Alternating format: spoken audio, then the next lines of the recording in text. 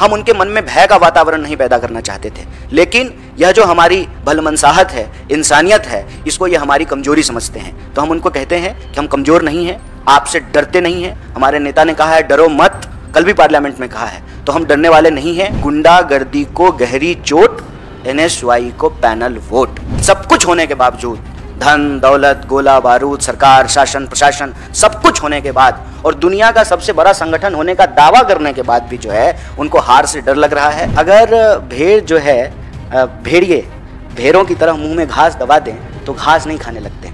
आप देखिए कि इनका चाल चरित्र क्या है। हमारे सम्मानित विनीत पुनिया जी, NSY के राष्ट्रीय अध्यक्ष नीरज कुंदन जी और पत्रकार साथियों, आज हम आपको सुबह सुबह एक बहुत ही सीरियस कंसर्न के साथ बुलाए हैं, क्योंकि अक्सर ये होता है कि विश्वविद्यालय के चुनाव विश्वविद्यालय तक ही सीमित रहते हैं। छोटी मोटी जो है छात्र संगठनों के बीच आपसी झड़प, बहसबाजी, वाद विवाद, ऐसी चीज़ें होती रहती हैं। लेकिन पिछले कुछ दिनों में जो सीन दिल्ली विश्वविद्यालय में देखने को मिला है वो बहुत ही गंभीर है। और जैसा कि हमारे राष्ट्रीय अध्यक्ष ने कहा कि दिल्ली विश्वविद्यालय देश का एक ऐसा प्रतिष्ठित विश्वविद्यालय है जहां पर सिर्फ देश के ही नहीं, दूसरे देश के भी विद्यार्थी पढ़ने के लिए आते हैं। और आज बार बार जो है बीजेपी कहती है कि ये डिजिटल इंडिया है, तो इस तकनीकी क्रांति के दौर में कहीं की बात कहीं तक पहुंचती है। और जिस तरह से सोशल मीडिया पर वायलेंस के वीडियो वायरल हो रहे हैं, स्वाभाविक है कि जो बच्चे फर्स्ट ईयर में यहाँ पढ़ने के लिए आए हैं या जो थर्ड ईयर से में हैं यहाँ पढ़ रहे हैं, उन सब के परिवारों को चिंता होगी। तो इस संबंध में हम आपसे कुछ बातें रखना चाहते हैं। सबसे अव्वल तो ये आप लोगों ने सुना होगा, भगत सिंह ने कहा है कि बम और पिस्तौल कभी इनकलाब नहीं लाते।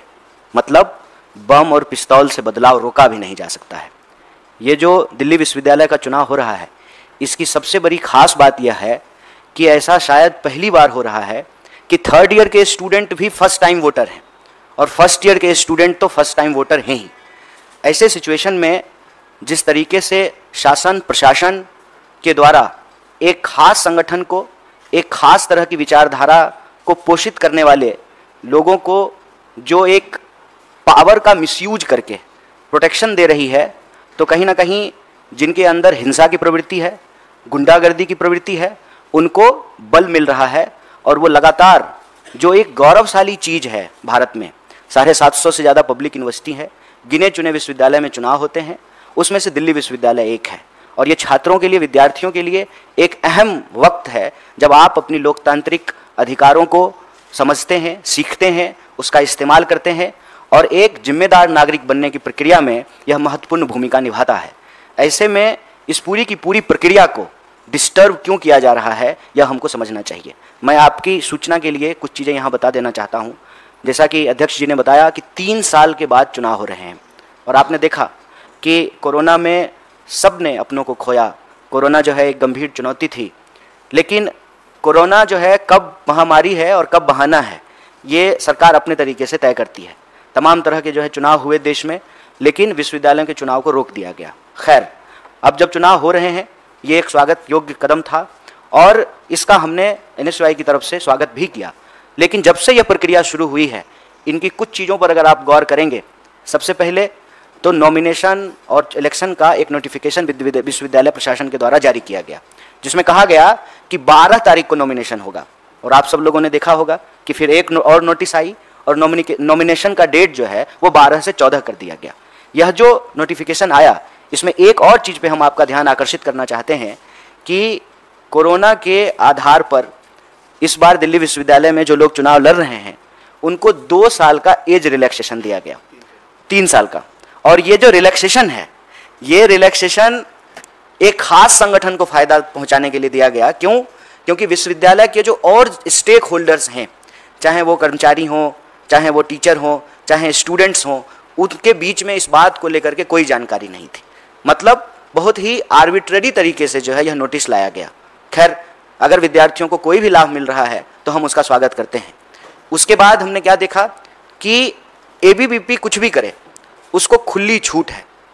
मतलब पुलिस की मौजूदगी में दूसरे संगठनों के, खास करके जैसा कि आप जानते हैं, दिल्ली विश्वविद्यालय के चुनाव और दिल्ली विश्वविद्यालय में एक एक विद्यार्थी इस बात को जानता है कि एबीवीपी का पिछले 4 सालों की जो अराजकता है उस पर कोई पूर्ण विराम लगा सकता है तो वह एनएसयूआई है।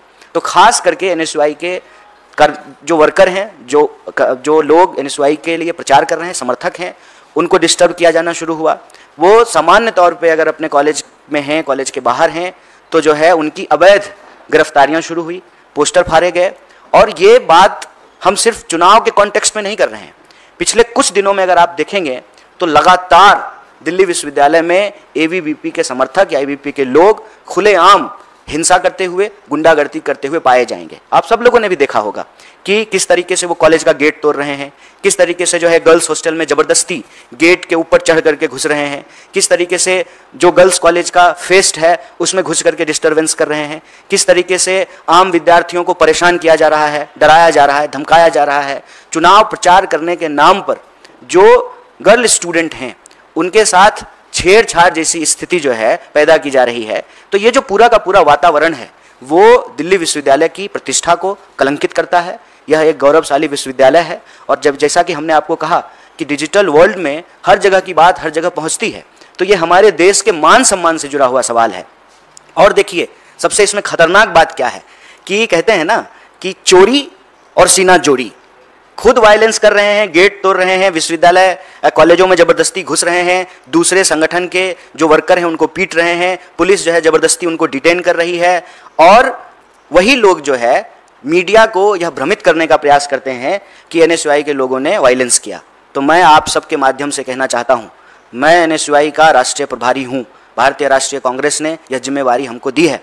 आप एक भी व्यक्ति को लेकर के आइए जो एनएसयूआई का वर्कर हो, जिसने कोई भी हिंसा की हो, कोई गड़बड़ी की हो, हम कार्रवाई करेंगे।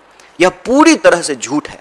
और जैसा कि हमने आपको कहा कि हम विश्वविद्यालय के मामले को विश्वविद्यालय तक ही रखना चाहते थे। अनावश्यक तौर पे जो बच्चे यहाँ पढ़ने के लिए आए हैं, उनके माँ बाप जो गाँव में हैं और दूसरे शहरों में हैं, हम उनके मन में भय का वातावरण नहीं पैदा करना चाहते थे। लेकिन यह जो हमारी भलमनसाहत है, इंसानियत है, इसको यह हमारी कमजोरी समझते हैं। तो हम उनको कहते हैं कि हम कमज़ोर नहीं हैं, आपसे डरते नहीं हैं। हमारे नेता ने कहा है डरो मत, कल भी पार्लियामेंट में कहा है, तो हम डरने वाले नहीं हैं। आपकी गुंडागर्दी का एक एक जवाब जो है दिल्ली विश्वविद्यालय के विद्यार्थी आपको देने वाले हैं 22 तारीख को, जो मतदान होने वाला है। और इसमें हम कह रहे हैं कि गुंडागर्दी को गहरी चोट, एनएसयूआई को पैनल वोट। पूरा जो हमारा पैनल है 4165, पूरे पैनल को हर कॉलेज में, हर वर्ग, हर क्षेत्र, हर समुदाय, हर लिंग के लोग जो है वो समर्थन कर रहे हैं। और यही वजह है कि सब कुछ होने के बावजूद, धन दौलत, गोला बारूद, सरकार, शासन प्रशासन, सब कुछ होने के बाद और दुनिया का सबसे बड़ा संगठन होने का दावा करने के बाद भी जो है उनको हार से डर लग रहा है। लेकिन हम उनको कहना चाहते हैं चाहे कुछ भी हो जाए, हम दिल्ली विश्वविद्यालय के भीतर जो शिक्षा का माहौल है उस माहौल को हम बिगड़ने नहीं देंगे।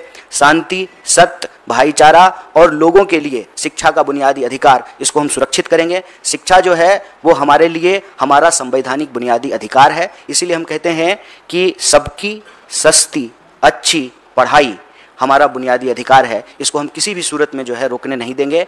और यह जो पूरा का पूरा वातावरण विश्वविद्यालय के अंदर बनाया गया है, इस वातावरण के खिलाफ भी जिस तरीके से हम देश के भी अन्य मुद्दों पर बढ़ चढ़ करके बोलते हैं, कैंपस के भीतर जो यह परिस्थिति एबीवीपी ने पैदा की है उसके खिलाफ भी हम बोलेंगे। और आपकी जानकारी के लिए बता दूं कि कल भी एक मेट्रो स्टेशन के बाहर जो हमारे पूर्वोत्तर के छात्र हैं उनके ऊपर नस्लीय टिप्पणी करके उनको जो है उनके ऊपर